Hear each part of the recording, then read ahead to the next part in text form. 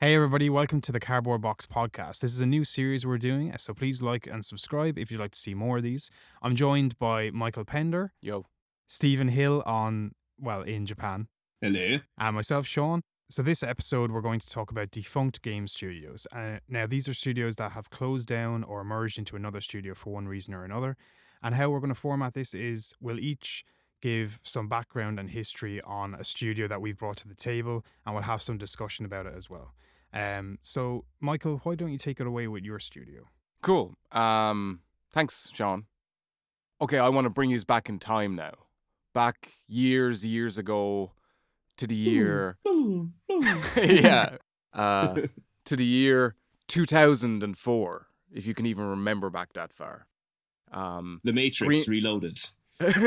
Shit, maybe. That was it. The cultural landmarks I have were... Green Day were riding high in the charts with American Idiot. I was starting secondary school. Wow. Yeah. Crazy. That's going to be on the Wikipedia page for 2004. Shrek 2 was tearing up cinema screens, winning every Oscar. Mark Zuckerberg made Facebook. It's mad to think that it was 2004. Yeah, but nobody was really into it for a while, I guess. Yeah. Old ones doing shitty quizzes and spreading alt-right fucking propaganda. The good old days. Anyway, another event more relevant to this podcast that happened in 2004 was 3 former LucasArts developers, Kevin Bruner, Dan Connors, and Troy Molander, founded Telltale Games. Now, what's interesting off the bat is that it's formed from LucasArts, which sort of disbanded and got more merged into the whole Lucas fucking franchise Star Wars machine. They used to be known for making like adventure games, other point and click sort of games. But then they disbanded and a lot of the developers went in different directions. So these 3 guys formed Telltale, and another major studio formed from that closure was Double Fine, which Tim Schafer started. I'm going to come back to them because there's an interesting comparison to be made between those 2 studios because they came from very similar origins. Anyway, Telltale formed in 2004, and their initial goal was to focus on adventure games using an episodic release format, which was pretty novel at the time. I know nowadays we have Life is Strange and Hitman and loads of other games get released episodically, and we're very used to DLC and levels and stuff like that coming out. But back in 2004, it was a lot less common. Like I was saying earlier, this is the year Facebook was made. Like, it wasn't even a big thing back then. So for them to start with this goal in mind, that was pretty forward-looking and innovative. Innovative in a lot of ways. Anyway, let's get into the games. From the very start, they sort of had their formula down. Their initial goal was to make these quasi-adventure type games. Now, adventure games are those point-and-click games like Monkey Island, etc. Make these quasi-adventure games based on licenses. So they would get licenses for TV shows, comics, movies, etc., and make games based on those. Their initial games used like fairly well-known licenses from smaller IPs, nothing too big. Sam and Max Save the World was one of their first games in 2006. Of course, that was previously an adventure game by LucasArts, as was the new Monkey Island games they made. And they released a Wallace and Gromit game in 2009, which I had forgotten about. What? Jeez. Yeah, they made a Wallace and Gromit game. I'd never even heard of that. There's so many like weird license games that they made that I had no idea about. Anyway, Wallace and Gromit is based on the Aardman Animation Studio creations. You know, it's the old guy and the dog is smarter than him and he invents shit. Yada yada, everyone knows. But Wallace and Gromit is a good example of the Telltale formula. And a lot of their games stuck very rigidly to this formula, which is something we'll come back to.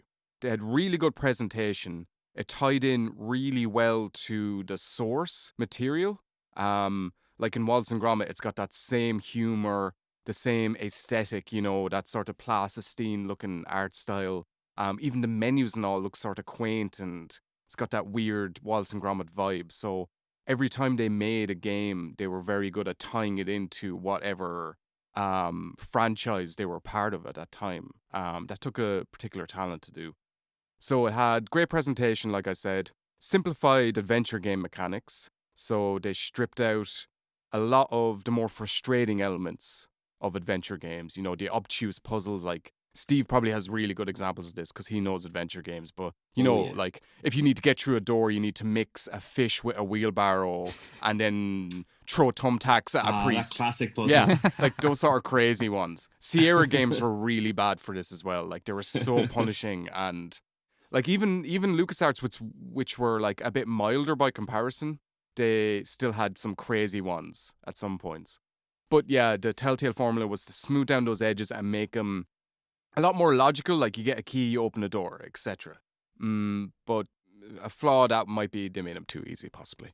Telltale games also focused on humor and character in the writing, so they tried to emphasize some of the better parts of adventure games, which was, you know, funny item descriptions and a stronger narrative focus on character, like Grim Fandango. All these games like had a really cool story, really well written.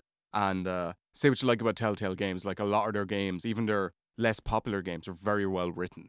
And that's something you can even see back in Wallace and Gromit. They tie it into the humor of Aardman, and they do a really good job with it, I have to say.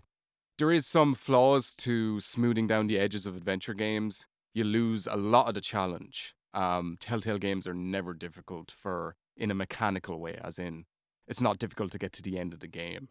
And, you know, a common flaw thrown at them is that they're more like interactive TV shows than games themselves. In this first run of smaller IPs that they collected, they also released a fucking CSI game, which I had no idea about, and I really want to play it now because it looks like hot trash. It actually looks like Telltale's worst game because it doesn't even have all the writing. Well, I've only watched a few clips on YouTube, but it doesn't have all the writing and all the, you know, the cool atmosphere. It's just like those are shitty menus where you do like an autopsy mini game or a fingerprinting mini game. That sounds cool. Or some shit like that. But who knew fucking... I know CSI was huge, but I didn't realize they had a fucking Telltale game. I think they've had a few games. Really? I think so. I had no idea. But yeah, that's on my fucking bucket list now. So these games were fairly well received by critics. I got some okay reviews. Like Sam & Max was a revival of that series, and people liked it. And so they did okay numbers in terms of sales. This meant that Telltale could acquire more IP to make games on, more licenses. So in 2010, they made a deal with NBC Universal to make games based on the Back to the Future and Jurassic Park franchises. This continues the same formula. They make simplified adventure games with a focus on character and narrative and that tie into the universe. Jurassic Park did mark a move towards slightly more mature, serious tone. And you'll see that coming up in their later games a bit more. The early Wallace and Gromit stuff tended to be, you know, more lighthearted. But for the most part, they haven't reinvented anything yet. And probably won't at any point. Sorry, can I just say there's been 12 CSI games. Wow. I just checked it there. 12 CSI games. Are half of those like shovelware, There's like some, like, crappy mobile games? Yeah, and like Facebook games. Facebook games. Yeah. I guess they still count. Yeah. They still count as a... There has been, like, I think a PS4 game as well. What? I remember there was like a 24 PlayStation 2 game, and I really wanted to play it because it looked really, really bad. Like, painfully bad. It was on the same bar. I remember when remember when PS3 got launched and there was a lost PlayStation 3 game? It looked that level of terrible. Oh my god, yeah. That was so bad. But 24 does seem like it would almost suit a video game adaptation. I played that actually, yeah. But you played the 24 game? Yeah, but it wasn't... Why have you been sitting on this? It just wasn't done. Or no, sorry. Well, no, I either played that or I played The Bourne Conspiracy, which actually wasn't too bad. I heard that was okay. It was just a generic third person. Yeah, it was very on rails okay. for a lot of it, but yeah. Anyway, Telltale. They did more than make CSI games, kids, okay? So, they got this deal with NBC Universal. They made Jurassic Park and Back to the Future games. More serious tone came in. Also, they started doing in their previous games, they're adventure games light. So you're doing puzzles, stuff like that. But they started to introduce more dialogue puzzles in this one. It would be the best way I'd describe it. So basically, they're just dialogue choices. But classic to Telltale, there were difficult choices to make, and they also introduced the timer into it. So this is sort of ingenious in a way. I know there's been timers with like stuff like this. You know, Shenmue had quick time events that you had to complete very quickly, and like were very frustrating a lot of the time.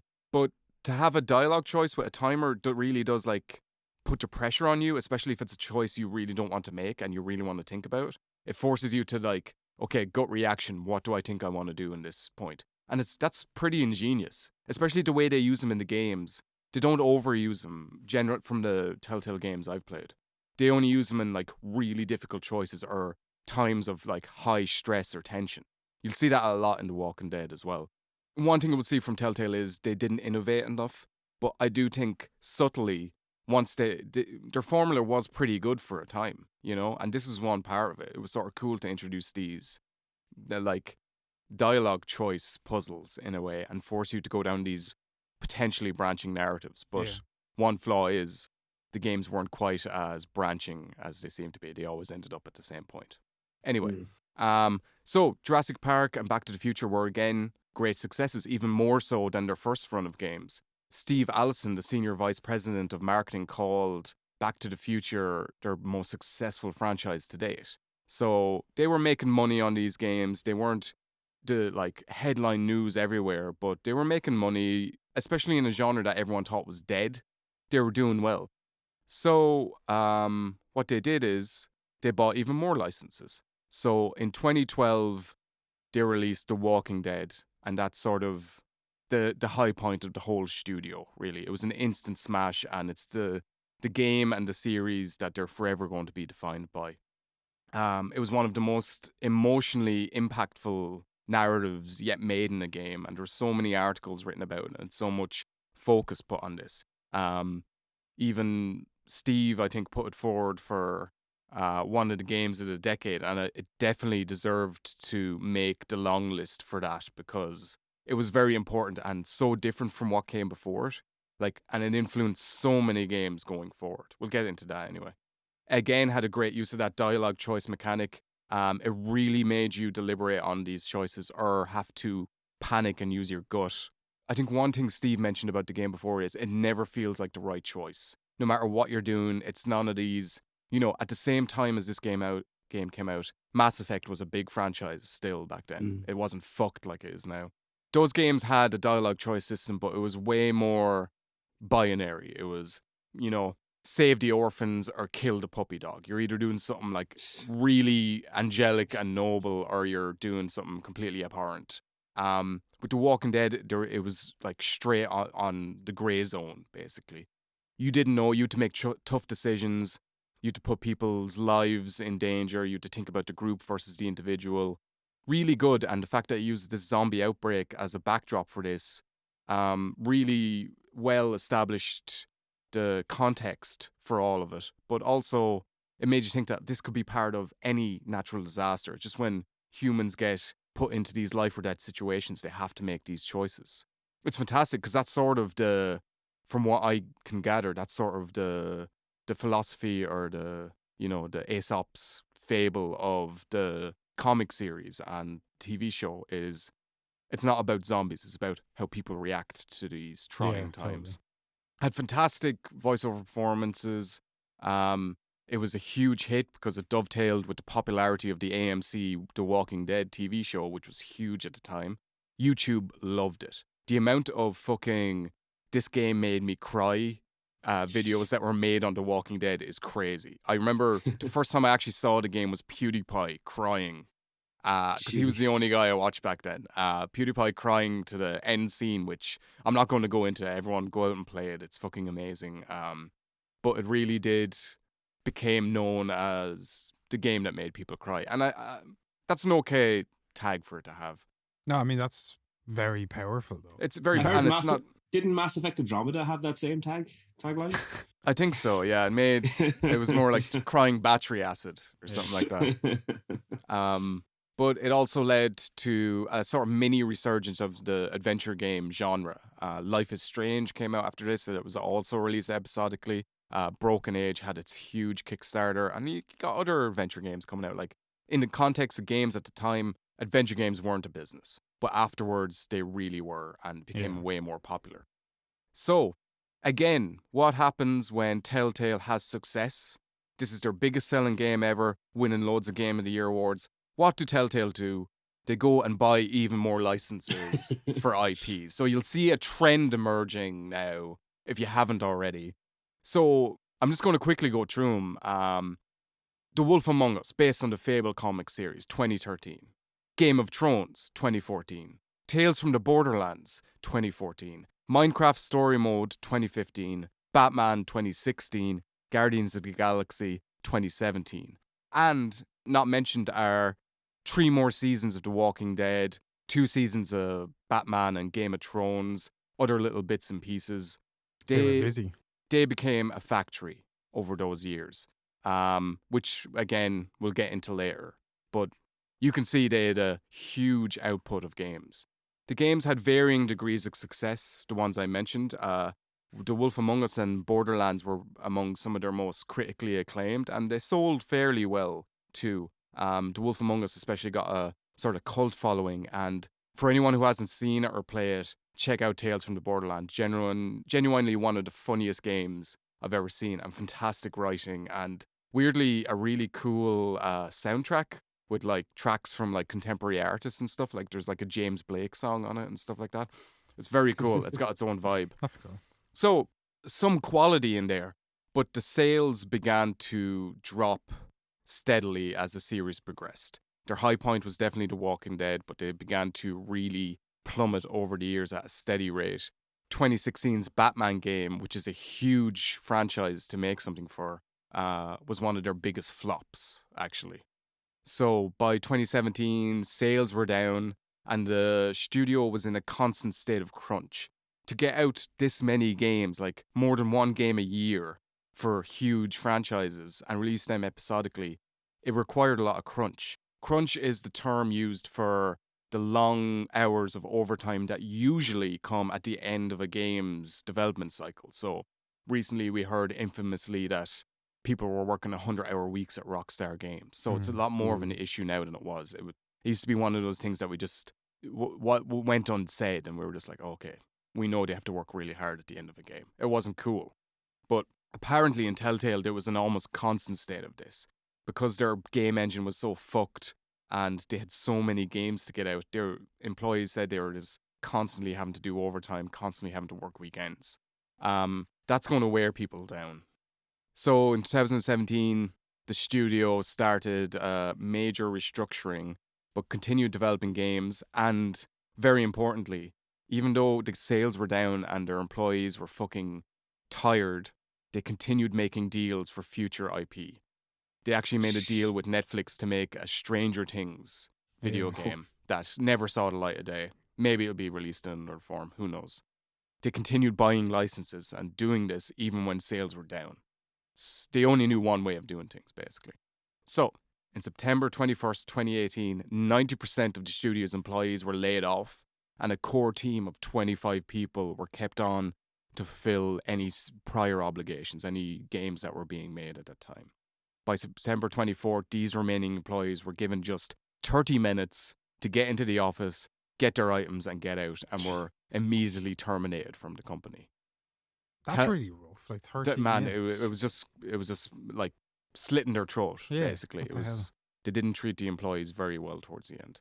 Telltale's previous games were removed from online retailers, and Season 4 of The Walking Dead, which was halfway through development and 2 episodes had been released, stalled.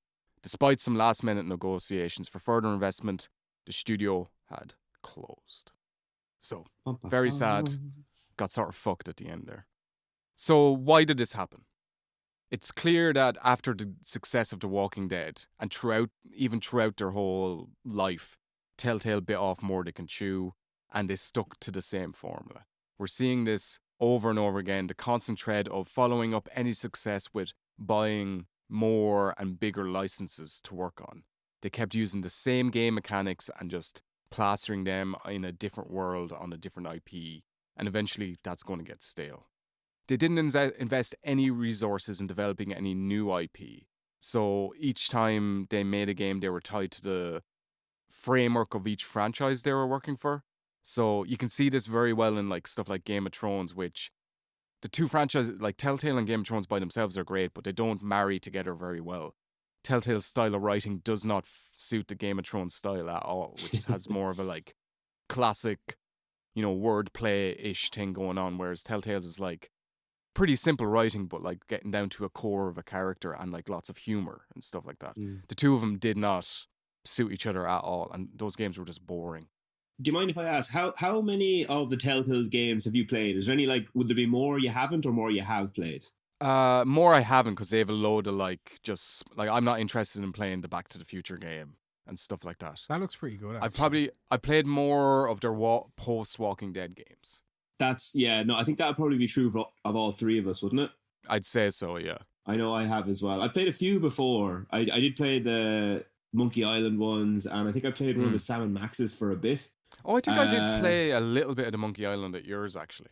Yeah, I played. I loved how bad it was. I know it sold well, but Jurassic Park the game was god awful. Like, have you ever seen? There's like a load of videos online for the intentional deaths in Jurassic Park. Like, really, really hilarious deaths. Like, they weren't supposed to be as funny as they were, but if you miss a button prompt, like, you just get run over by a truck, and it's just really. It's like, it's almost perfect comic timing. You'd swear it's intentional, but yeah, for whatever reason, it was, yeah. But anyway, I think I continue. did see that, yeah.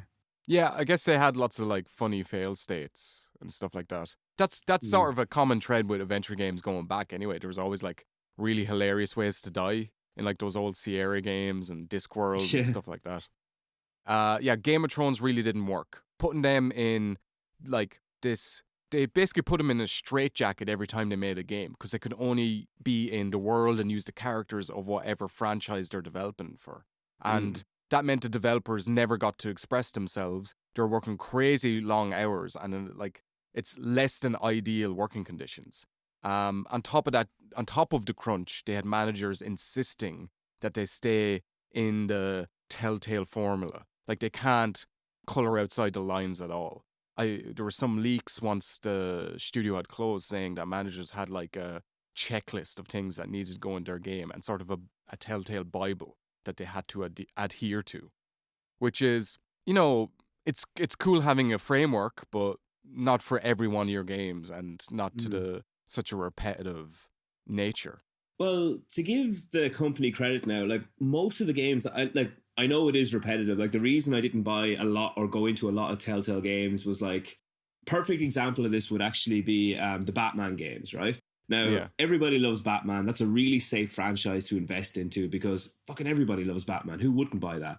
But I didn't buy that, and the reason I didn't was because if I'm going to buy a Batman game on my PlayStation, I'm going to get Arkham City Arkham or Arkham, because like there's a better option out there. Now, I actually got that for free on like a different account, and I played it, and it's a really, really good game. It's just a bad decision to go for that particular formula, because there's a better option out there, and for people who are like having to go for one or the other, like, it's just not a good fit. Like you said, it's not a good fit at all. I feel like the same is probably true with the Guardians of the Galaxy ones as well. Like, the way that was like an interesting gamble in like the film universe that people kind of went for because they wanted to see how it all paid off in the end. And it was sort of new in the context of those Marvel films as well. Yeah. But I don't think it worked here, because I don't even think like a AAA Guardians of the Galaxy game would work, because even though it worked really well as a film, I still don't think people are quite invested enough that they go out and get any random old thing. Do you know what I mean? Yeah, it's pretty much tied into those characters rather than the world, I'd say. Because they constrained their developers, they were making the same type of game no matter what franchise they were making it for. It was always the same type of game. Do you think like they almost flooded the market themselves? They 100% did, and there wasn't there was a lot of quality towards the end. I'm not going to say there wasn't, but there wasn't an increase in quality. And their high watermark was The Walking Dead. Like they went in interesting other directions. Tales of the Borderland is a lot more humor based, and that's great. But the style of gameplay is the same. Style of gameplay is the exact same. And one of the most frustrating things is that some people who left Telltale around after The Walking Dead time went on to make some fantastic games. Sean Vanaman and Jake Rodkin, who were writers and developers on The Walking Dead Season 1 and a big part of their success, left the company and went to form Campo Santo, who made Firewatch. Yeah, brilliant. And 3 other former devs of Telltale went on to make the game Oxenfree. So you can see that these 2 examples are very successful and critically acclaimed narrative-based games, but you would never say they're in the Telltale formula. You'd never say, they're copying that style. So they obviously had enough talented developers that they could make games in a narrative, character, and humor-based way, but without just ramming the same sort of mechanics down your throat. And it's such a shame that they did constrain themselves the way they did, because obviously it really does work if you let people run with their own ideas sometimes. And you can't just have a formula the whole time. I guess because they were just so overwhelmed with how many games they had to get out each year, they were like, let's just go how it works. Of course, and you can understand that, but that's their fault for buying up these licenses. I remember when they revealed the Batman games, I think it was at the Game Awards or something like that, and I was like, oh cool, they're making a Batman game. But then within the same awards show, they revealed, they're making a Game of Thrones game. And then the next awards, we're making a Guardians of the Galaxy game. It's like, how many IPs are you part of? How many licenses did you buy? But what happened over a while is players got bored with the copy and paste nature of their mechanics. It seemed like the same shit again, but with Batman or Rocket Raccoon. Different skin on it. Yeah, exactly. And it's not like the graphics made a huge leap forward. They got a little prettier, but it was the same game engine throughout their whole run, basically. Yeah. The game mechanics didn't evolve. The writing was still excellent, but it just didn't move forward in other ways. The Batman games actually had some cool ideas in them, despite being a huge commercial failure. They had more of a focus on Bruce Wayne than Batman, which was sort of cool. And that was really good. I enjoyed that a lot. Yeah, no, that was... It actually made them at least a bit interesting. They had an interesting take on Joker, especially in the second season, which I won't get into because it sort of spoils it, but it was... For a character who's as overdone as Joker, it was sort of cool to see something a little bit new with him. But the public's goodwill started to go downhill pretty quickly.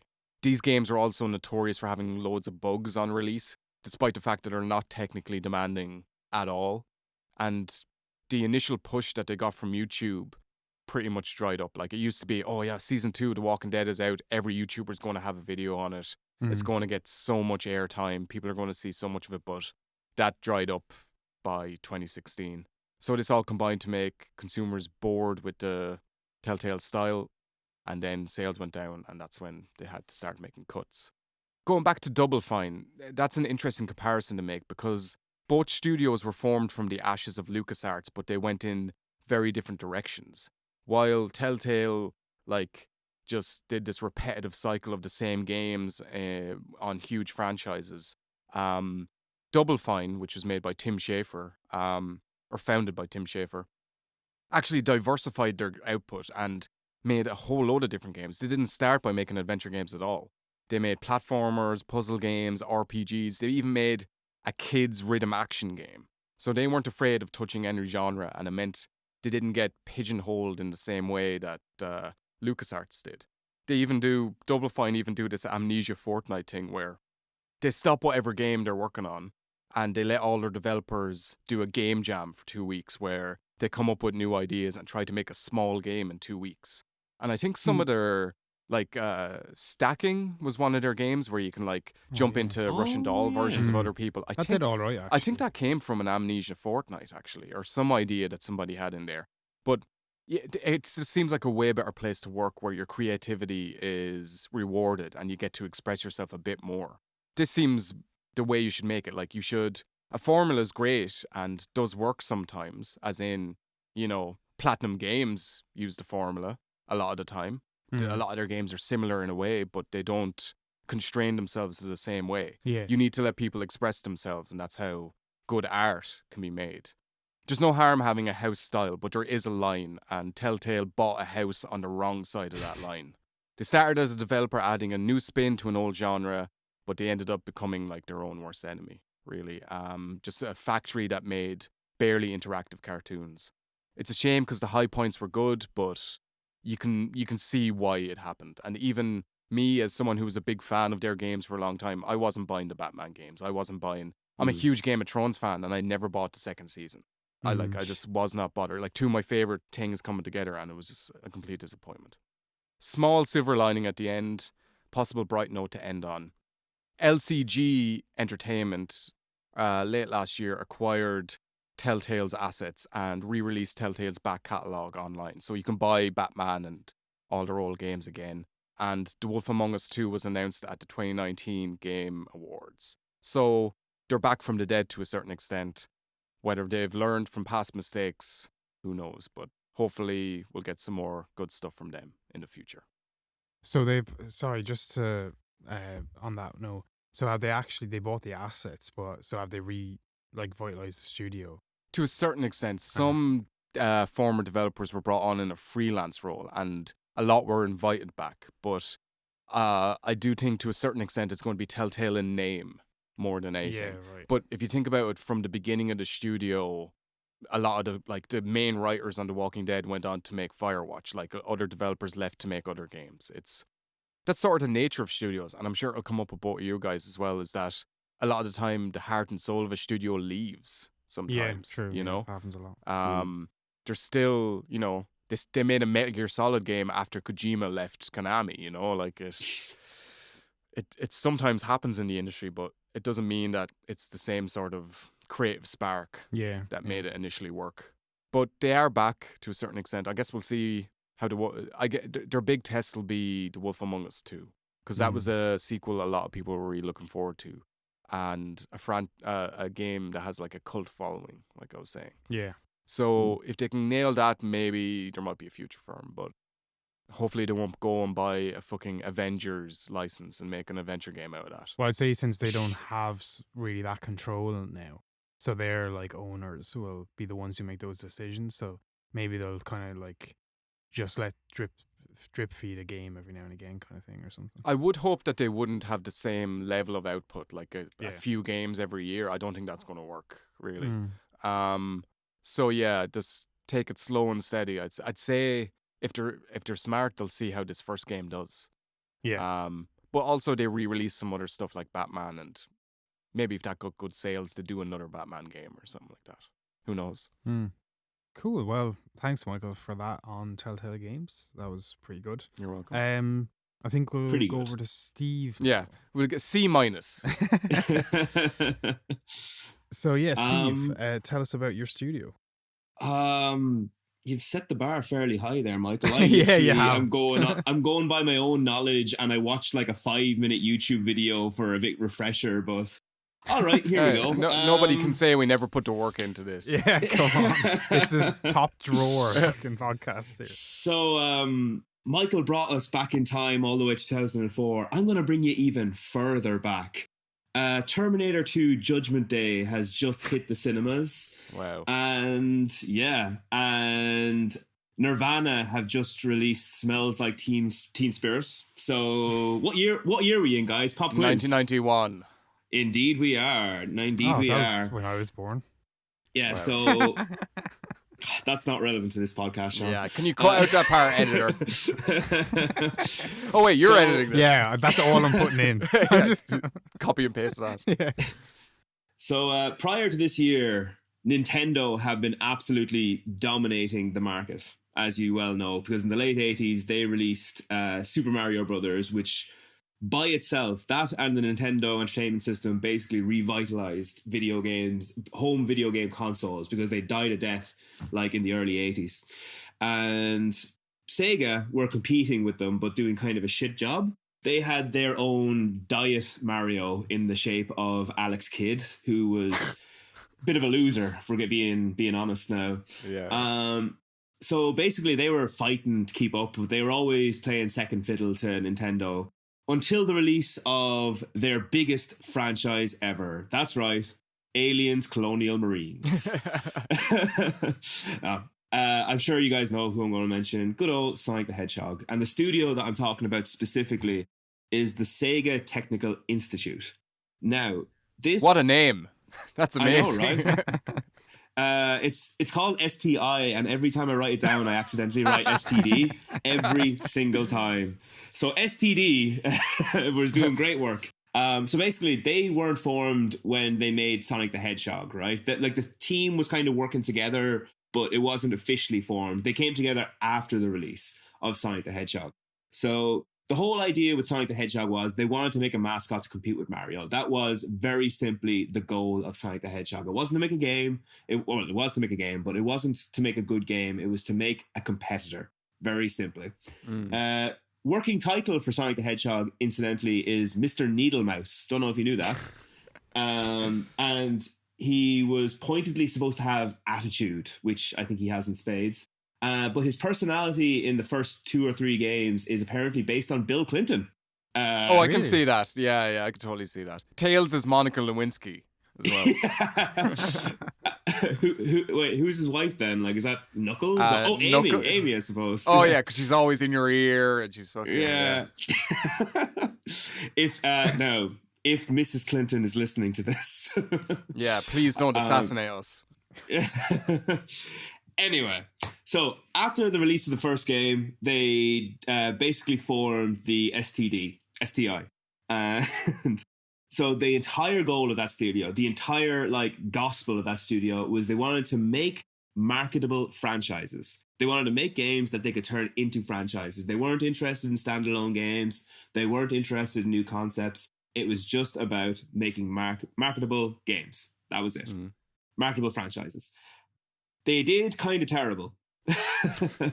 in terms of the range of games they had, because basically the only one that they had that really did well was Sonic the Hedgehog. They also released Comic Zone. Don't know if you know that one. Oh yeah, I do. It literally looked like a comic book, didn't it? Yeah, it was an interesting game, but they didn't get a sequel out of it because it didn't sell well enough. They also had the Ooze and Kid Chameleon. I played all these games. They're all fine, but apparently they just didn't do well enough to actually make a proper sequel.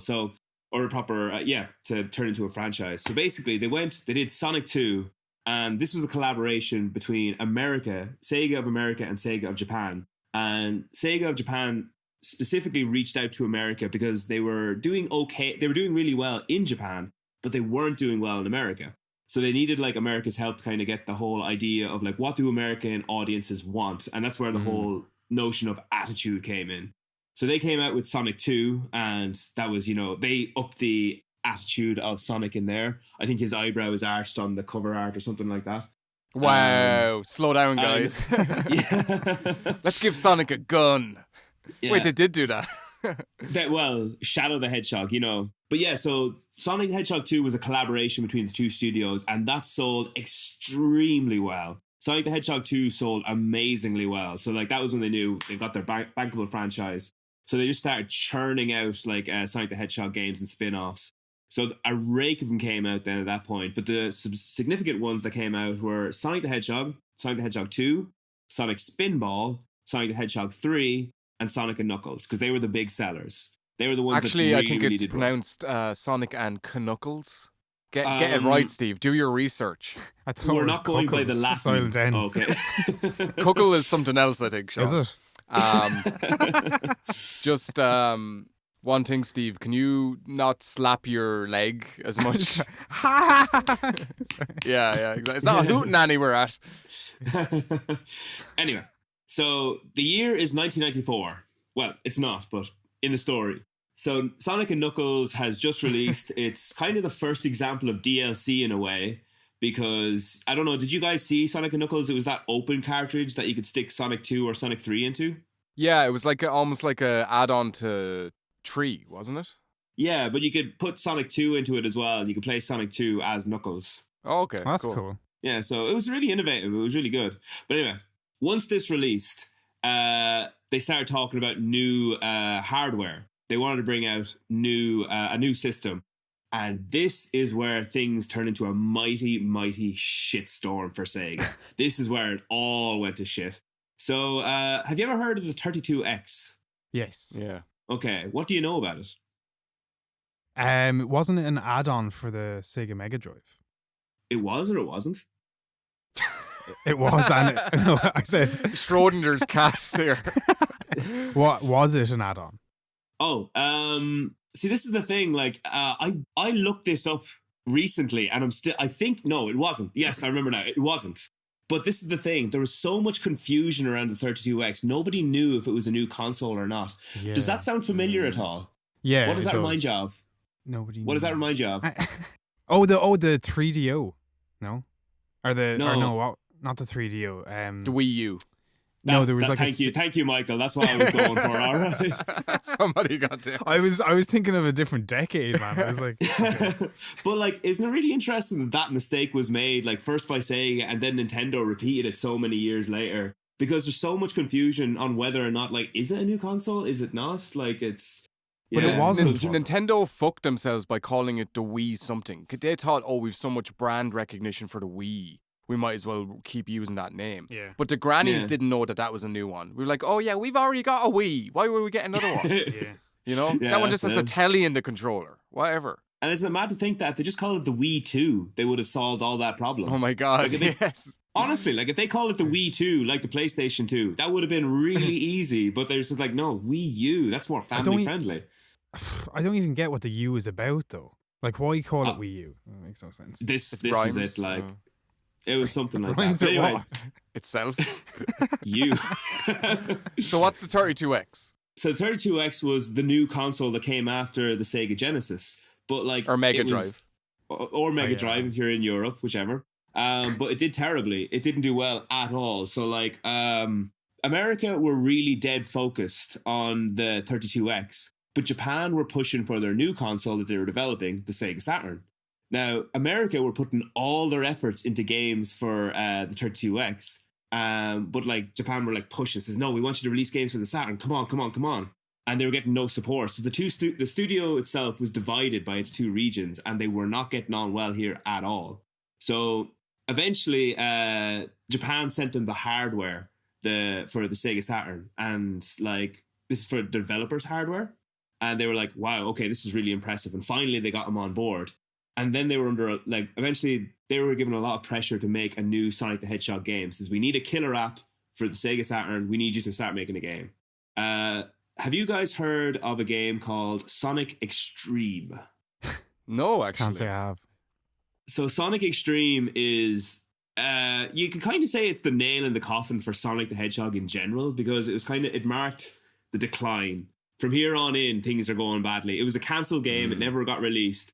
But the development cycle went on for like the guts of like 5 years, and it was never released. It was an absolute nightmare. So long story short, well, I won't make it too short, but anyway. Long story, less long.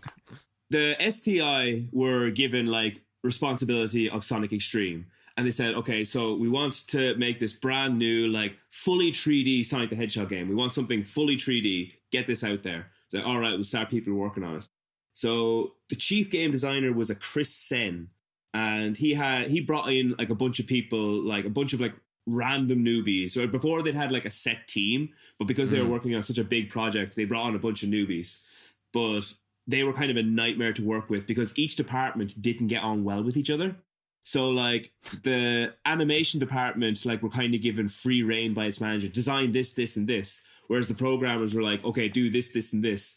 And the managers weren't syncing up together, so they weren't collaborating well. So the whole thing was a gigantic mess. It was a management nightmare. It just completely fell apart.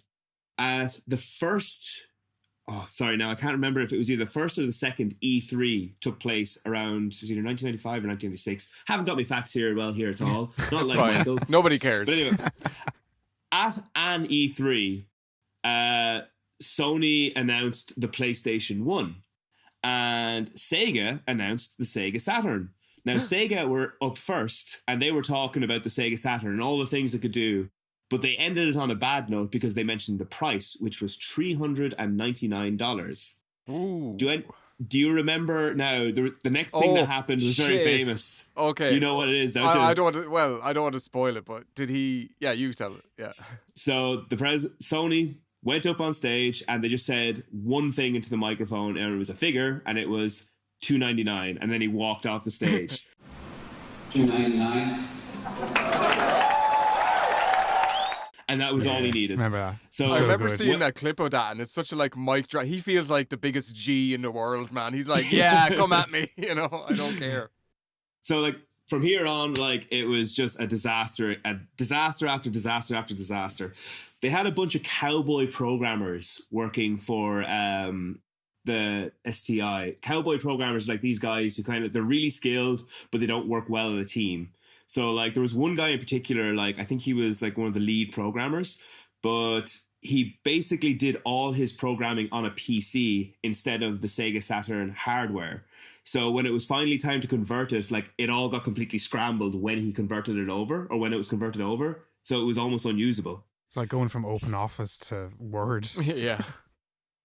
So they also had this another really good programmer brought on called Christina Coffin. Now she was she was kind of brought in like almost fresh out of college, but she was a genius programmer, and she was working with them as well. She was doing great work.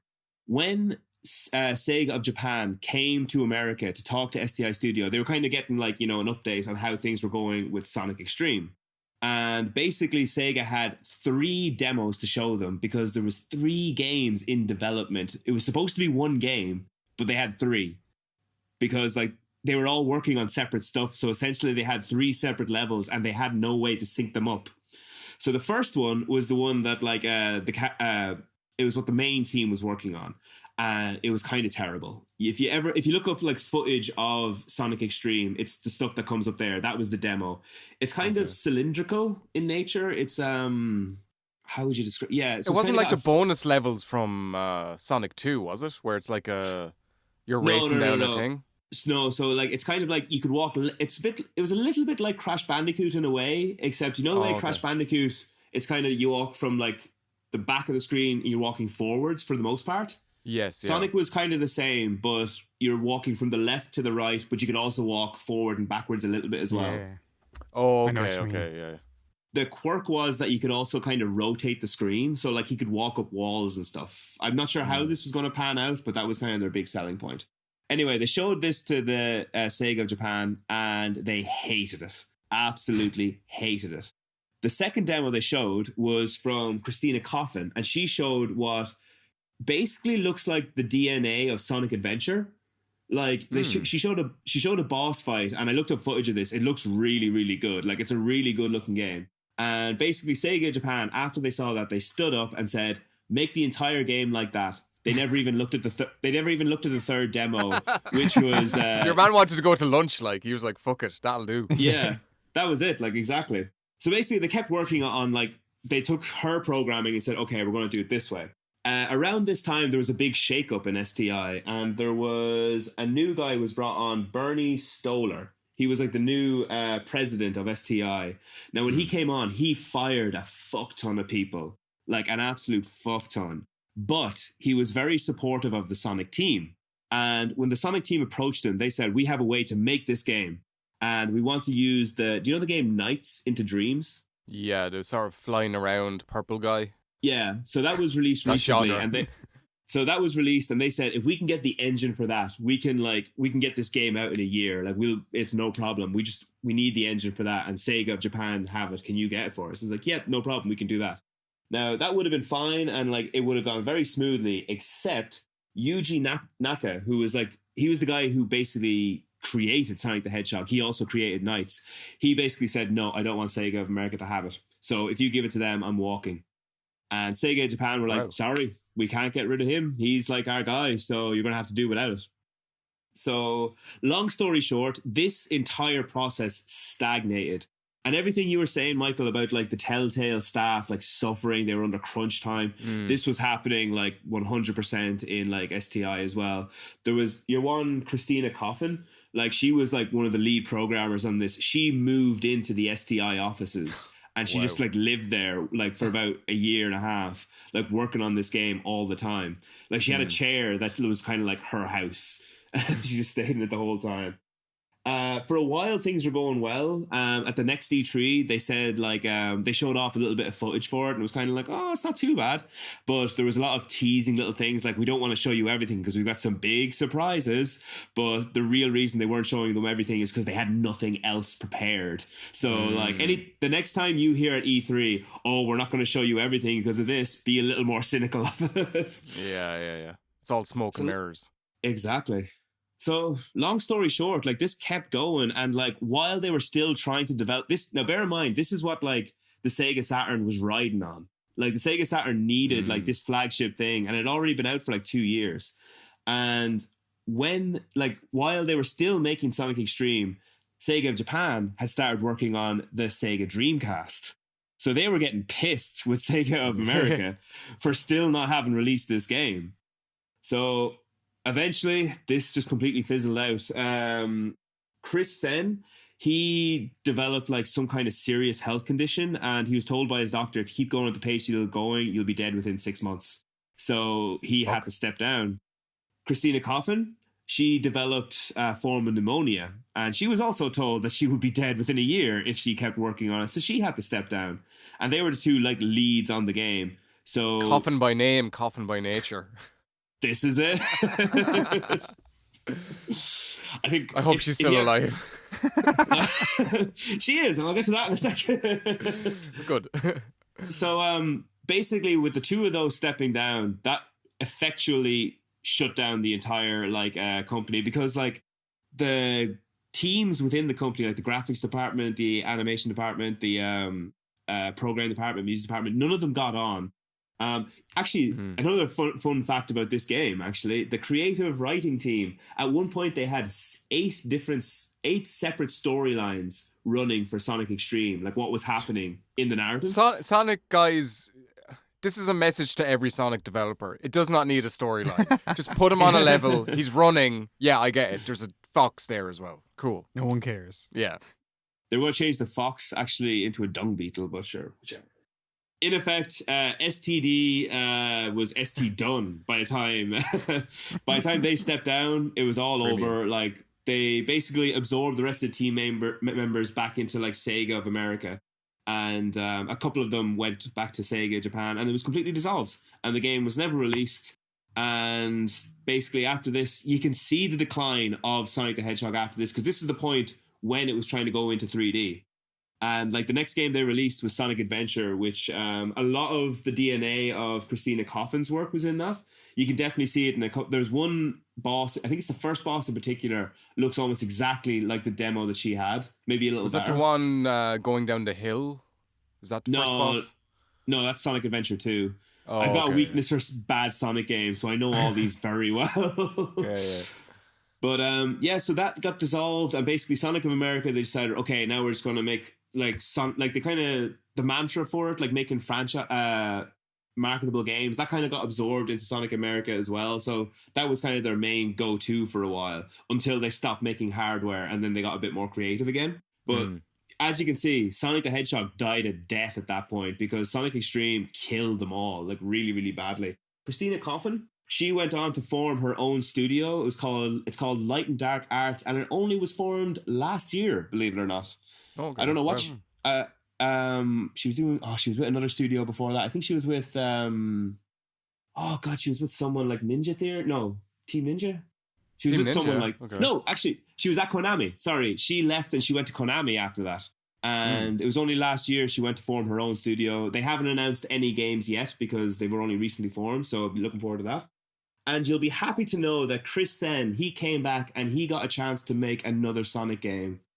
And it was Sonic Boom, the best Sonic game ever made. Everyone says that. It's like unanimous. There's no argument. The best Sonic game. One of the best pieces of art ever made, really. Best pieces of ass ever made. Sorry, I misspoke. Yes. So yeah, that is the story of STI. Were you enthralled? Incredibly, yeah. I was on the edge of my seat throughout. Comments?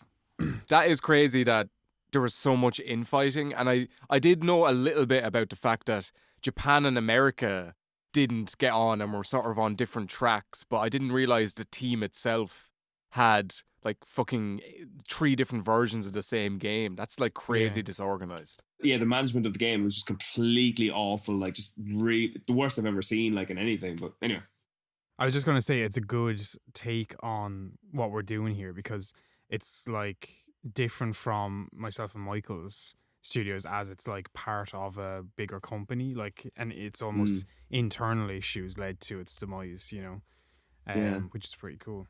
It's not even like, it wasn't lack of sales or, you know, the changing of the times or anything like that. It was just, they shot themselves in the foot really because they just took too long and they had too many cooks, it seems like. So they could have released something. Like, even if they released a half-baked Sonic game, it would have been better than what happened. Well, see, the thing is, they were releasing stuff at the time. Remember the 32X? That released the game as well. Knuckles Chaotix. Did you ever play that game? No, I know the name though, yeah. Yeah, it didn't sell very well because it was kind of a spin-off. And they released Sonic 3D also on the 32X, and they ported it over to the Sega Saturn when like it wasn't doing well. But because it was still like seen as like it'd be like releasing, it's like when they released The Last of Us on PS4 or like or like, you know, like it's cool and all, but like it's still last gen as well, you know. Re-release, yeah. It's not a new thing. It doesn't really like. I hate when like remasters like that get like a Game of the Year award. I'm sorry, like, that's not this year's game. Yeah, that's just a copy and paste. Yeah. Well, there's definitely more to it than that. It's just it's interesting. One thing, like, and I'd be interested to hear your thoughts on this. Like with this in particular, it's interesting how like the transition into a new generation of consoles can really mess something up. Also, like, it's funny because like you kind of, you know, when you think in your head, like say someone was to say to you, think of a great company now, list their consoles, and like you always think of the really successful ones. Like I think we could all list like Nintendo's consoles because they're all pretty successful up to the Wii U, and then it kind of got a bit shitty. But like there's all these like random like half consoles and stuff. Like, I mean, do you think anyone's going to list, like, say if someone list the Sony consoles, do you think they're going to list like the PlayStation 4 Pro, the kind of half one, or? But that's sort of different because I don't think they ever expected that to sell buckets loads, but we're in a weird place in the market now where like a slight iteration, they just needed to get like a premium version of the PS4 out, and the Xbox did the same as well. Like, I think it would be lumped in with the PS4 though, because if you look at like Sony's like sale figures, they include the PS4 Pro in the PS4 sales and stuff. So, and it sort of reminds me of like just upgrades of consoles from the past and stuff like that. Like, I think, wasn't there a upgrade for the Genesis to add a CD drive or something like that back in the day? Sega CD, Sega CDs. So that's what I was thinking of earlier. Yeah, that was actually that is the 32X. Oh, right. Okay, it's the same thing. Yeah. That's so weird though, even that concept. Like, what were Sega doing? So weird. Why wouldn't you release? I guess nowadays we sort of have an expectation about how the console market's going to go, but back then it was a bit of the Wild West, and it's like anything could be made. I think you think it was more back then is that like so many people had the Sega Mega Drive or the Genesis, and they were like, well, we want to reach, you know, people might be a bit more reluctant to buy a whole new console. Yeah, when we can just sell them an add-on and keep making games for that same system. And even all the development kits, like they might just need like something a little extra. They wouldn't need a whole new development kit. Yeah, that's interesting. It's trying to get, it's again going back to the Wii U thing. It's trying to guess what consumers would want. Yeah, and what Nintendo should have done then is either release Wii 2 and call it Wii 2, or, you know, make an add-on for the Wii and then bide their time until they've really done well with the Switch, actually, because that sort of it almost seems like what they wanted the Wii U to be. Yeah, definitely. Like they've learned a lot from the Wii U to like, yeah, that was almost like a stepping stone to making the Switch, you know. And as well with talking about like hardware iterations, like the Switch and the Switch Lite are both in the same family. And it's the same with like the 3DS, the 2DS. That's all the same family. So you wouldn't go naming every 3DS that came out. Like, I guess we had lighter versions of the PlayStation consoles going forward as well. And like, yeah. Remember there was the PS1, which had ONE after it. That was really cool. I like that. Yeah, I it was like one of the better looking ones. Yeah. Go on. Sorry. Just to rectify a mistake I said there. This is going to show you how confusing it all is. The 32X is not the Sega CD. That was a separate thing as well. Yeah. So- Okay. That was so fucked at that time. Was the Sega CD for the Genesis as well? yeah. Oh, okay. That's weird. But you could add I think you could add the 32X onto the Sega Genesis as well as the Sega CD. See, this is how confusing it is. Like, it's so confusing. That's brilliant. It's Like even at this, I remember thinking of this like kind of recently before I even like was planning for this podcast, and I was like, what was the Sega like in the 90s? It was all over the place. It was like, a mess. They had that before, like the Mega Drive or Genesis. They had one before it as well, like the Sega thing. I don't know what it was. Like it was The Sega there was another one yoke. yeah, it was. They made a lot of bad decisions in the 90s, definitely. Hey guys, everyone listening, go see the Sonic movie out now in cinemas. Yeah. No more bad decisions from Sega. Anyway, By the time this podcast comes out, it's probably not going to be in the cinema. it'll be the sequel of one of every Oscar. Okay, so that was great, Steve. Thank you very much. But we'll move on now, and Sean's going to give us the final, what I like to call countdown. I know Sean is going to give us another game studio that died a premature death. Okay, so thanks, Michael. The game You're studio welcome. I'm going to talk about. Well, so you know what? I'm going to keep with the trend that you two have started. So I'm going to take you back. So Michael, We're in a fucking time machine here. so aren't we? Michael went to 2004. Steve went to 91. So I'm going to go somewhere in the middle. Okay. So this Back year, to the Future. yeah. This year, Titanic became the first film to gross $1 billion. 1997. No, actually. Eight. No. The Good Friday Agreement was signed in Northern Ireland. 9. No, sorry, Steve said 8 and I said no to him, didn't I? Yeah, it's 1998. Get your facts right, Sean. I'm sorry, Steve. I'm sorry. Sean Yeah. had to get a Good Friday agreement I reference had to in. get that out. I knew you would somehow. I just wasn't sure where. Yeah. So the year is 1998. And the studio I'm going to talk about is Pandemic Studios. So Pandemic was founded in 1998 by two former Activision employees, Josh Resnick and Andrew Goldman. Josh and Andrew, along with a handful of employees who they took with them, had worked on previous Activision titles, Battlezone and Dark Reign. So Those are some generic game titles right they are there. Holy shit. they are generic, but they were established IPs at the time. Apparently, I've never played either of them. I have heard of Battlezone before, though. Is Battlezone the one with the tanks? That's a newer game. Oh no, I know that it- was like there was a game like yeah, out in the yeah. 80s or something. Yeah, maybe it is then. I'm not 100% sure. You keep going. I'll have a look at I this. know there's like a recent Battlezone tank game as well, but It's VR, isn't possibly. But anyway, interestingly, Pandemic's founders actually kept a very good relationship with their former employer. So much so that Activision helped them formally establish themselves as an independent studio by giving them an equity investment of 10 million or something. In return, Pandemic agreed to develop at least 5 games for Activision. And among these would include, unsurprisingly, Battlezone 2 and Dark Reign 2 as their first 2 games. So because with both of these being established IPs, they gained a fair amount of commercial success, but not as much as their predecessors.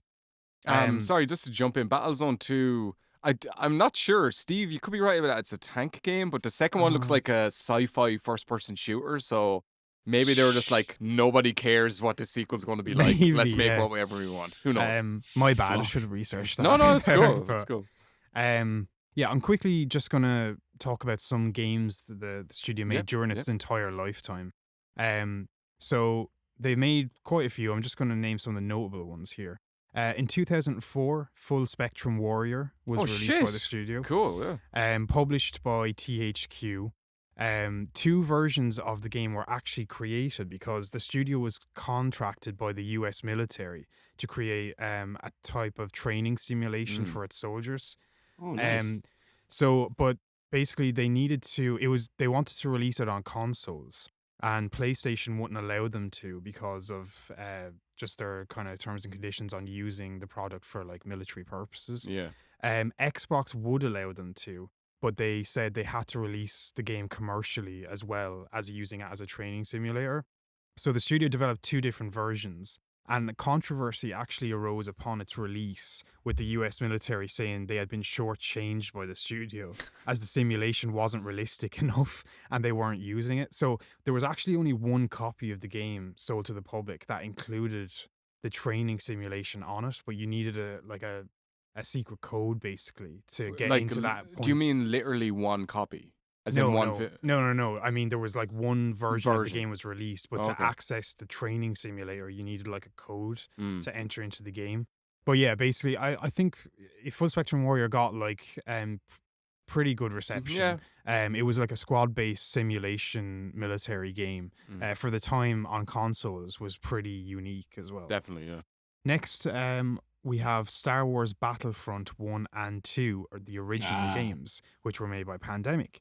I don't have any experience with these or the remakes by DICE, but basically it was games based on the Star Wars franchise, and they were hugely successful for the company. They pitted 4 different factions from the Star Wars universe against each other in the single player campaign, and then in the multiplayer allowed players to assume these roles and battle it out in locations from the film series. And There's levels some also fanboys out there who are absolutely infuriated by your dull monotone when describing Star Wars Yeah. Battlefront. You can tell you They're don't give a "Why shit aren't you about more Star Wars?" excited?" No, I mean, yeah, I'm just reading a script here, Steve, if I'm honest. But no, it's pretty cool idea. No, man, fuck Battlefront. No, I'll take the L. I'll take the L. Fuck Star Wars. Anyone who likes Star Wars, fuck you. Fuck Battlefront. The new No, ones okay, are no, shit. okay, The hold on. originals were worse. If I can just like say,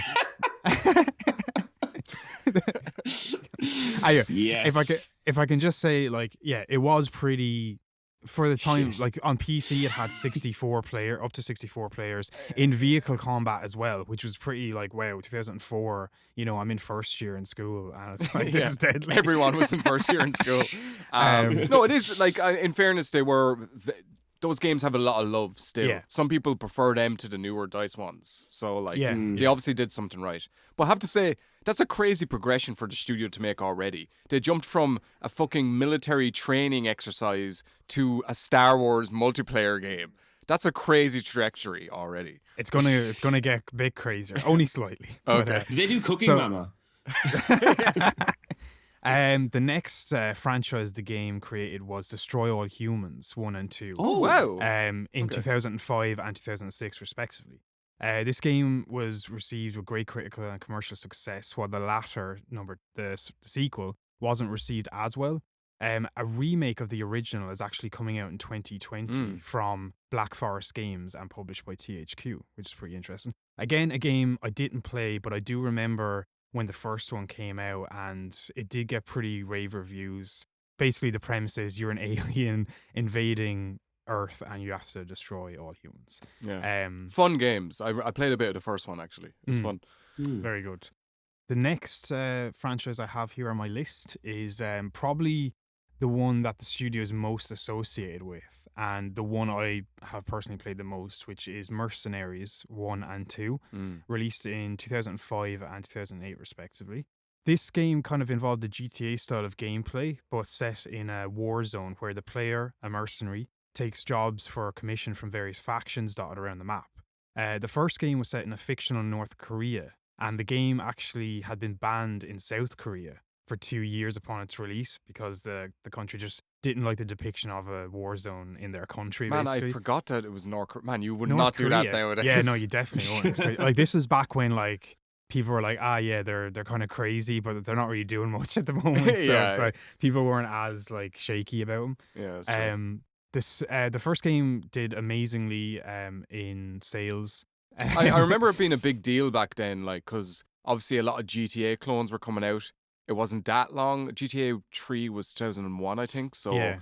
it was For- right in the middle of like games coming out with that formula. But they seemed to do something new with it. Yeah, for the time, like 2005, the graphics as well were pretty good. The map sizes. The map sizes, everything, All the the vehicle vehicles. combat, it was really good. Like there was helicopters, tanks, everything in it. The sequel was set in Venezuela actually, and followed much the same style of gameplay. although it did have much better graphics as it was the studio's first venture for 7th generation consoles. Oh, okay. The game, however, would unfortunately ship with a lot of bugs, something that definitely damaged the game's sales. At this point as well, Mercenaries 2... Actually, no, I'll get onto that in a second. Foreshadowing. Yeah, foreshadowing, yeah. The Venezuelan government actually hit out at the company in the media, citing the game as being an act of aggression towards the country and a plot to create a surge of support for the US to launch a real invasion on the Wait, country. so they got the US government military shitting on them, and then they got the Venezuelan government shitting on them. Jeez. And North Korea. And the They don't want to studios- make any friends. The studio's past relationship with the US military didn't really help matters here. Oh, yeah. Just a bit of extra trivia on Mercenaries franchise. The soundtrack for these games was actually partly composed by Chris Tilton, who also scored Black. Oh, So cool. very orchestral types of scores and stuff. Mm.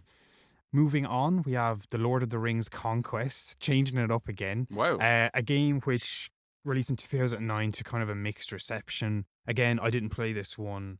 I think it didn't really do that well overall. What sort of game was it? I'm looking at screenshots. Was it like a third person? I think it was like game? a third person I played that one linear-ish. actually. Oh yeah, can Like you it- tell us any more about it? It wasn't great. I remember that much. Yeah, no, it was like I remember like the only really major Lord of the Ring games that came out before. Remember when they released the PS2 ones, the two towers, Two and Towers, Return of the yeah. King? Yeah. It was similar to that kind of thing, but it was messier. It was a bit buggy, and it was just kind of dull. It was like, yeah, like the graphics were better, but overall it was a worse designed game. It wasn't designed as well. Oh, okay. That was about all I could say. I only played like the first level or two, so I couldn't say too much. Yeah, I don't really remember it doing that well or Mm. anything. And so finally, which was actually the last game of the studio and the one I probably have the most time on, it was The Saboteur in 2009. Oh, yeah. Um, With an amazing Irish accent. yes. So good. So this was was cited as being the studio's swan song as it was their final game before their closure. Sadly, though, the company was closed down just before the game's release, and it kind of shows. The game has been cited as being unfinished and unpolished. Graphics-wise, I would have to agree, but gameplay-wise, the game is solid in my opinion. Mm. Much in the vein of Mercenaries, players took up the role of an Irish car mechanic and racing driver named Sean Devlin. Can I interject something just there now? Because I was looking Yes. at the Wikipedia page, and it's a hard drinking Irish race car mechanic. Very I was- important detail you left out there now. Literally my next sentence. No, Steve, Oh, guys. shit, sorry. No, Guys, it's fine, guys, it's guys. fine. That was implied when he said Irish. Yeah. Don't forget that. He's. I have written here. He's a drink-loving, paddy cap-wearing Irish scoundrel. So- Whose words are there? Those are your words? yes, they are my words. Actually, Okay. pat on the back for Sean. This one, not the Devlin. Anyway, so basically, Sean finds himself in Paris during the invasion of Nazi Germany in World War II, and the. Ah, yeah. As opposed to the As opposed to the modern day, the new invasion. wave synth-based invasion of Germany. So yeah, the player basically can help out various factions of the resistance to fight back against the Nazis and liberate Paris area by area. The entire game took on a monochrome filter for occupied areas, Mm. which would change to full color once liberated. An interesting and refreshing mechanic at the time, which would go on to inspire other games. Most notably, and I don't know if this is right because I forgot to check it, Infamous? I've played Infamous. I can't remember if it did have a black Either- and white filter. Either Infamous or Prototype. I can't remember which one. I do remember with think one of Infamous them there was did no like power in the Yeah, so it- parts of the city, so And you had to put up- generators Yes. or something like that. Uncharted had that if you the more health you lost, the more color drained from the screen. Yeah, Yeah, that much. I guess that's kind of a link as well there. There, Yeah. there was this trend, I guess, of having these filters on games to a certain extent Mm. for like Steve was mentioning health or like for flashbacks. I do remember there's one weird. Sorry, this is a complete tangent. There's one weird bit in Metal Gear Solid 3 where if you fall asleep in a cell, you get transported to like a samurai mini game, and it's got this like old grainy filter on it as Oh. well. And And like I remember that. That's brilliant. Deus Ex Human Revolution had like a piss filter on it the whole time. That's the most yellow. Look at some footage of that. Yeah, that's the most that's yellow true. game ever Yeah, made. definitely. It's like the blue in Battlefield as well. Yeah, that's true. Anyway, the Saboteur. The Saboteur, yeah. So that's just a brief list of some of the games the studio created. From 2000 to 2004, things were on the up for Pandemic. They expanded out to Australia, setting up a development studio in Brisbane, and they moved their founding studio from Santa Monica to a high-rise building in Westwood. In 2005, it was announced that Elevation Partners, a private equity investment group through one of its subsidiaries, VG Holding Corporation, would purchase and merge both Pandemic Studios and BioWare Corporation. However, both companies would retain their separate brands and identities, so it was more of a financial and managerial merger. But let me just go on a small tangent about Elevation Partners for a minute, because they are an interesting company to say the least. Among its founders include Fred Anderson, formerly of Apple, John, now I don't know how to say this guy's name, but I think it's John Riccitello. But interestingly, before leaving in 2004 to co-found Elevation, he was the president and COO of none other than EA, Electronic Arts. Wow. Whoa. Remember that name, because it's going to come back. Foreshadowing. But last but not least, the wild card of the founders for Elevation Partners has to be, and you're never going to believe who it is, but Bono. Yeah, at one stage, Bono owned Pandemic Studios. So that's what happened to him. Say no more, Wait, Sean. Wait. Hang on, is that wait. not a joke? No, this is serious. And no, even it gets better. The name Elevation Oh my Partners God. comes from the U2 Of song course. Elevation. What? That's a Oh my god! penny just dropped. And it's like, what are you doing, Bono? He's Oh my he's just got his fingers in all these pies, man. He's just... Get your fingers out of those pies, Bono. Fucking hell. Anyway, so yeah, Elevation bought and merged Pandemic and BioWare. Business goes on as usual, right? Then 2 years later, in 2007, it was announced that EA was to purchase VG Holding Corporation, the now parent company of Pandemic and BioWare, from Elevation Partners. Oh, and who had returned to EA as CEO earlier the same year? Oh. None other than John Riccitello. So He's back. he had a plan, man. He knew, like, I was like, I'm gonna fucking get good in the good books with EA again by bringing him 2 new studios. So then in early 2009, unfortunately, EA shut down Pandemic's Brisbane studio. Shut down being a divisive word here, because what they actually did was much worse. They pretty much went to Brisbane and said, "Bye lads, we're kicking you out of the company and retaining the rights to the games you've worked on." So the company was pretty much set adrift with no publisher and no games, aside from a rumoured new Batman game they were working on apparently, but with no funding and most likely no longer a license to work on that franchise. It came to nothing. And why did they shut down the Australian studio? Were sales down or? I tried, I'm not really sure, Mm. but I tried, it's probably because of what comes next, to be honest. Okay. This was early 2009, remember? And basically, the studio just ran out of money and had to make all its staff redundant and close up shop. I guess that was during the financial crisis as well. So. Yeah, exactly.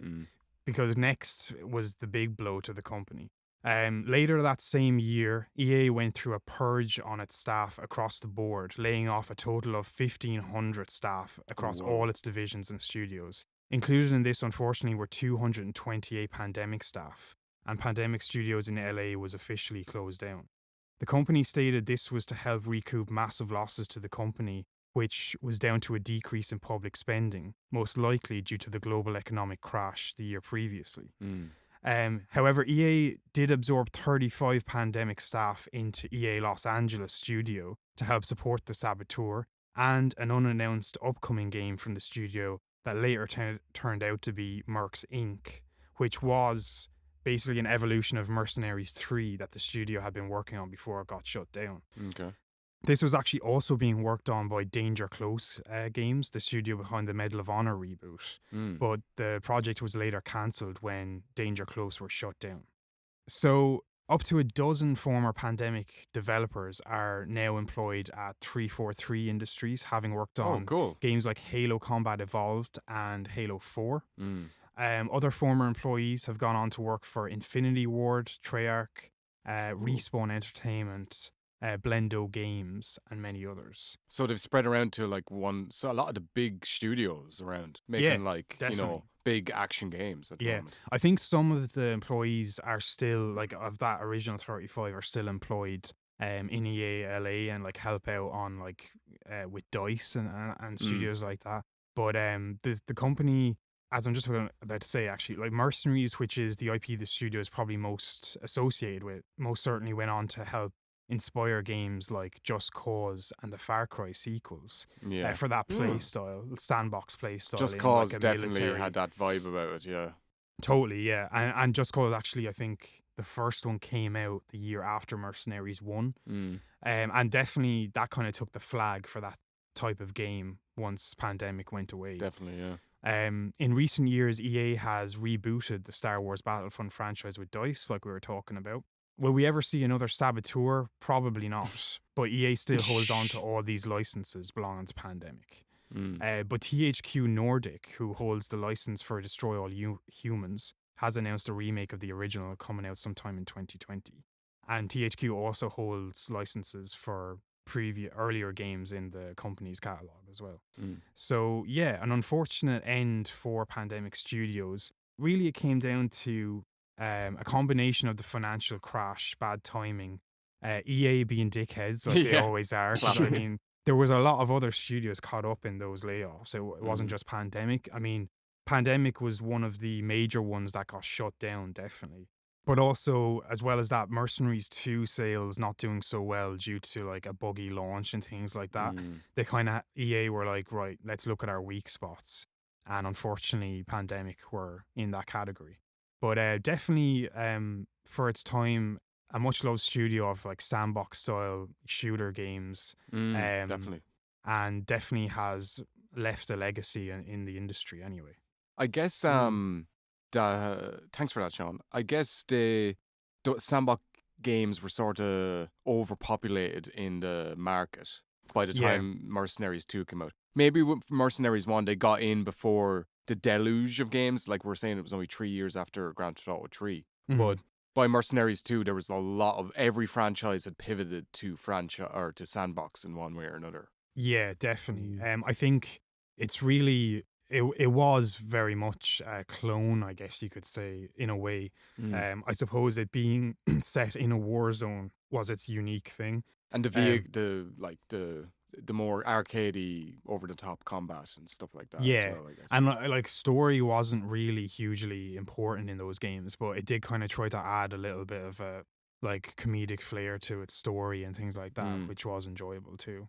It's a shame because looking at, like, I didn't realize they did so many franchises that I knew actually before you started mentioning them, but I know they did a lot of open world action games, but there's like a nice diversity to Full Spectrum Warrior is like a fairly grounded tactical shooter. Like you're saying, there wasn't a lot of that on console. Then you have like Destroy All Humans, which has like a really irreverent tone and is over the top and is like really fun. And Saboteur had a sort of fairly serious tone and historical setting and stuff like that. They did try a lot of things. It wasn't like they just kept making mercenary type games. And Just Cause is a good example as well, you were saying, because that seems to do pretty well, even though it's the same game every time to a certain extent. But it's like, that kind of took the flag. So it's like the only game really that's in the same vein as it, I suppose, that's on the market. They did also make like Army Men RTS, which was a strategy, like the Army Men soldiers. Yeah, the green. Yeah, ones, they made like a strategy game back in 2002 for the PlayStation 2. And they made Star Wars The Clone Wars as well for PlayStation 2, another Star Wars game before Battlefront, which was much in the same vein as Battlefront, included vehicle combat and stuff. So yeah, I mean, they kind of tried their hand at a lot of different stuff. I mean, they only lasted, 11 years or whatever, unfortunately. So who knows what they would have gone on to. It just goes to show that they had so many successful games. Star Wars, Destroy All Humans, Mercenaries. If you've one misstep, Mercenaries 2 didn't do great and Saboteur didn't do great. They're gone. They don't get a second chance with that sort of thing. Yeah, and I guess that's business. Destroy All Humans 2 didn't do amazing either, unfortunately. So it had been going stale. It kind of had been going stale. I mean, they were enjoying like still fairly good for success for like I guess for an independent studio, they would have been, but because they were with EA, they were looking for big numbers from them. That actually, just one thing, they were actually working on a racing game as well before they shut down, called No Limits Racing, which would have been the first type of game. For Open world? No, I think it was just track-based racing. Okay. But yeah. Okay, very cool. Yeah. Very cool. So, guys, actually, before we finish up, can I ask you one question? What was the last game you guys played? I've been editing the Battlefield, and I'm not sure if it'll be out by the time we do this. So the next video after Battlefield. So I haven't had a lot of time to play games, but the last one I played was actually, well, I played some Tetris 99 last night. I actually got my highest ever finish, which was 20. Oh wow! Oh yeah, I forgot about that. I was so stressed when I got up there because I was doing really well, and Sean was beside me. Sean lives with me. Why did I include that detail? But, don't worry, we can edit that in post. Sean was there in just his socks, right? And but Sean wasn't really looking at the screen. He was looking at his phone. He wasn't paying attention. And I'd just passed my best ever, and then I kept going, and I was getting like, oh my god. So I just said to Sean, hey man, look at the screen. And he looked up and he said, oh my god. I couldn't believe it. You were doing so well. But then it in Tetris, for people who don't know, it increases the speed that the blocks drop the closer you get to the end. And I don't know how anyone could get beyond where I got. But it gets pretty insane. That Tetris 99 is really good. It's such a simple idea for a game. For people who don't know, it's like a battle royale version of Tetris. So you're playing against 99 other players playing Tetris, and you have to be quickest to clear all your blocks, and they can add blocks to your row and stuff like that and fuck up your game. You can't beat a classic. Really fun. That's free. It's free. And it's free as well. Yeah. Really fun. I guess before that, the last proper game I played was Super Hot. Also a puzzle. I wasn't asking about that. I was asking for the last game, so we're not going into that much detail. So we're talking about your literally the last game you played. Yeah, the last game you played, even for a second today, Don't do the one because Sean played Tetris 99 as well. Fine. Literally, skip no. that It's okay. I got one. Literally just before Michael put on Tetris, I was playing Ape Out. Which is that good? I heard that was great. Get it. It's very cool. Yeah, it's so good. Yeah. If you like Hotline, you'll love it because it's basically it's definitely in the same vein as Hotline. It's a top-down, I guess, shooter, even though you're not shooting in it. Yeah, but it's brawler. the same style. A top-down brawler, maybe. Yeah, where you play as an ape who's escaped, and you basically just have to get each level. You just have to get to the end of the level without being killed because there's security police, zookeepers, everyone's trying to kill you basically because you're on the loose. Oh, so I heard the soundtrack for that is sick. Amazing. Man, it's so good because it's a jazz soundtrack, and they've but it's not just a jazz soundtrack. It's a jazz drums. So it's sort of Birdman, if anyone knows that film. It's just percussion, and the way it matches what you're doing on screen is fucking genius. It's so good. So ties into how intense it's getting. But everything in the game is the drums are synced to it. So the title screens, the drums are synced. The way you move through the level, if you encounter an enemy, if you attack the enemy, all that kind of stuff is all because it's free jazz. Is that the word?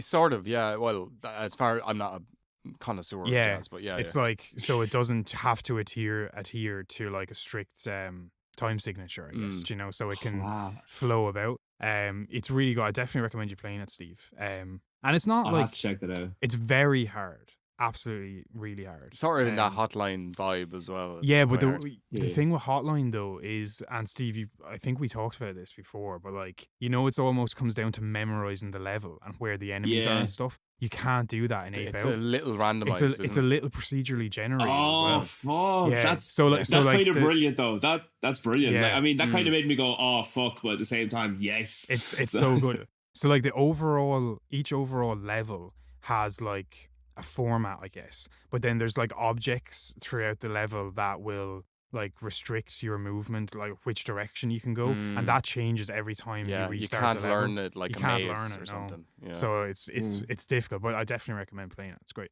So what I'll have was to your check last that game, Steve? Was it Tetris 99 as well? Imagine. No, actually, no.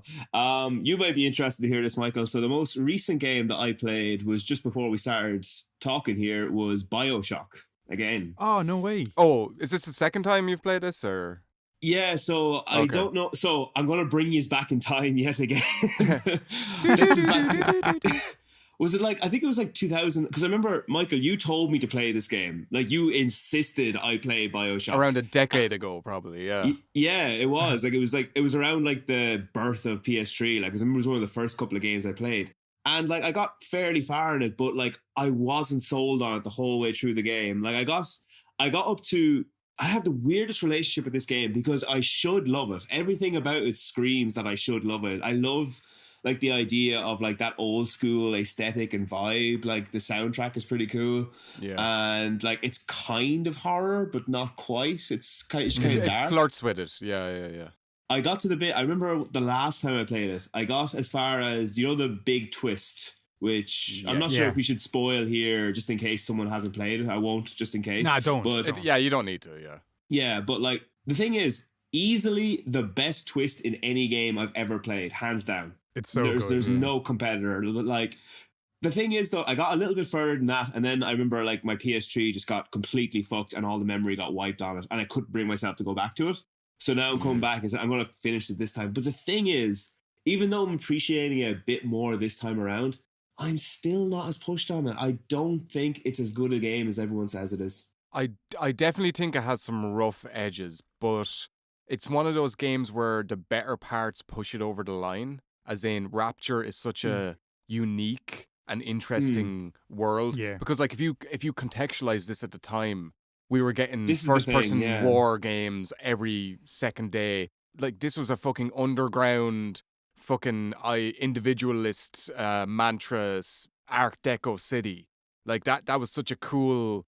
Like even just that alone was cool. So if you add in the twist and everything, it's sort of it's where Infinite fell down for me, was that it had some cool ideas, but none of them could make up for its flaws. Yeah, in terms of like level design and story, I think it's amazing. But as a shooter, a first-person shooter, which let's be honest is the main way you interact in It's the the game, main mechanic. It's, Yeah. it's not amazing. It like that. Like it's okay, it gets by, but it could be a lot better. Like it is interesting how it mixes things up with the abilities you plasmids have and the stuff. guns. The plasma, yeah. But I mean, I like other games that, were yeah. doing that as that kind of thing as well. It wasn't at the time. completely unique. Yeah. So, but I think as far as story and setting goes, it was really unique and brilliant. I think what my issue with is it now, I don't know this for definite. I'm kind of thinking out loud because I've been trying to pinpoint what it is about it I don't like, and I haven't got a good answer, is the thing. But what I think it is, I think the gameplay intrudes on the story, which is interesting because it's usually the other way around. Like, do you know the way so much of the story is delivered during audio logs, which is a neat idea because, you know, it's nice that you don't have to, like, you know, stop the gameplay to actually listen to the story. You don't have to, like, be exposed to exposition. But the problem with that is, like, say, like, this has happened so many times, even this time around, I'll pick up an audio log and suddenly I'll get attacked by 2 or 3 splicers and I'm like furiously trying to fight stuff and I miss half the story because I'm concentrating on the fight. And like the story is good. It's a good story, but I'm missing half of it because I'm concentrating on the fighting. I found with the audio log, I think BioShock was one of the first games to popularize using them to deliver story, and like a lot of games after them used them. But I found in BioShock I would get an audio log and it actually was counterintuitive for what it was meant to do, because I would stop what I was doing and wait for it to play out.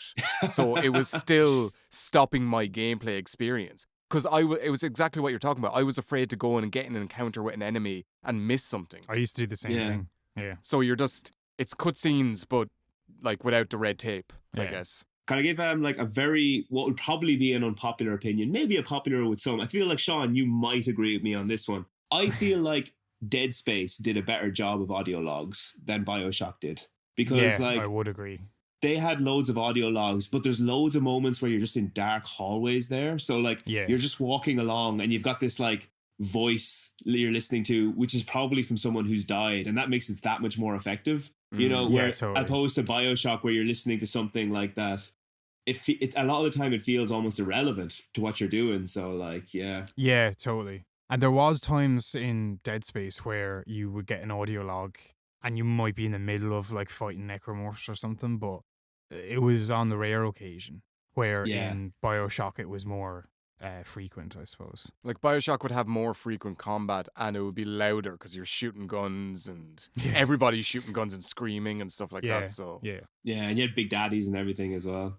But sure, look, Mm. anyway, I haven't finished it yet. When I finish it, maybe I'll change my mind. But I've heard the ending isn't that great. We'll find out anyway when I get to See, it. I can't remember the I think you're past the high point of the game, really, Yeah. to be honest. But Yeah. Don't play the second one either. the second one isn't great. I didn't finish it. I played half of it. I was like, it's not grabbing me. It's fine. I'd say, yeah, that's true to say. If Steve doesn't like the first one, the second one isn't going to change his mind. Mm. But you do Yeah, get I'm to not play gonna as a big bother. daddy, which is sort of fun. Yeah. You The know? really slow guys. Yeah, I don't think you're quite as slow in the game though. I can't remember, but I probably Yeah. won't play it. Like, I mean, I- I played Infinite, and I thought that was. Oh. I actually preferred Infinite to the original Bioshock, believe it or not, because it was more like swashbucklery, like more fun. I did like But, Infinite as well, yeah. Again, it didn't blow me away. Again, the gameplay got in the way of the story. So, yeah, But fair anyways, enough. sure, I'll let you know anyway when I finish it. So on that note, sure. Okay, so I think that about wraps up this podcast. So we've had 3 very different studios there. Mm-hmm. Great discussion about all 3. Unfortunately, they all had an unfortunate demise. May they rest in peace. May they rest in peace, exactly. So thanks to Michael and Steve. If you liked this format, if you like the idea of Defunct Game Studios, please do let us know in the comments below. We'd always appreciate a like and a subscribe. If you like that all these people lost their jobs, No. please give a heart to this. Right, start that again. No, it's good. It's good. But Uh, yeah, we want to do more podcasts. We might explore this topic again. Yeah. But we want to talk about loads of different things. So if one- there's anything you wanted us to talk about as well, throw it in the comments. Yeah, true. One thing I noticed when researching for this podcast was just the sheer amount of Defunct Game Oh my Studios. god, yeah. So this is something we Yeah. could return to. If you guys are interested, just let us know. Even just from EA. yeah, just EA alone. Yeah, so thanks very much, guys. Thanks for watching, listening, whatever way you're doing it. And yeah, we'll see you in the next one. Sayonara.